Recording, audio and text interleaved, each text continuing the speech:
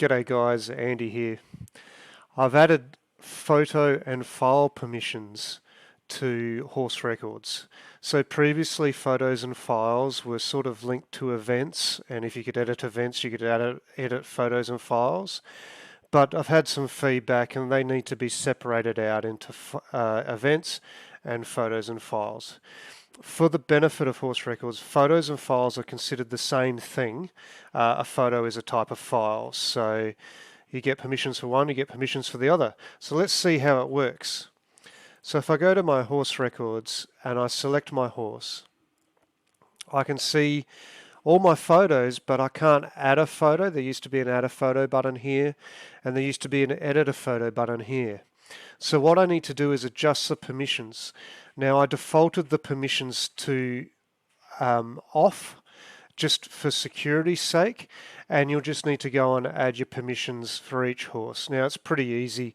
Look, I own all these horses, so I'll just go add, edit and delete. Alright, so now I can go to my horse Arpina, and I can scroll down and you can see now I can upload a file or a photo, or I can edit it. So if I click on files, I get the same thing with that spreadsheet there. So I can upload a file, it takes me to the upload screen, you're all familiar with that.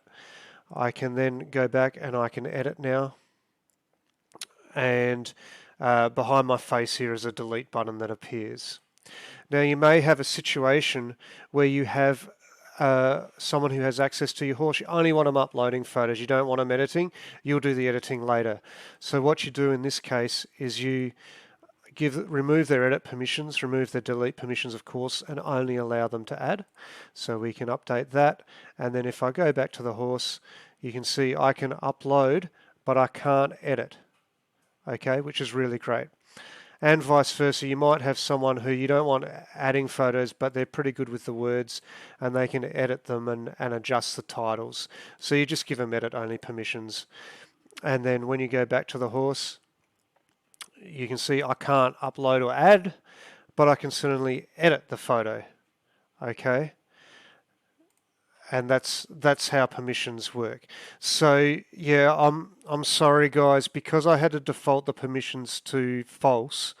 You will need to go and add permissions, but it is quite simple.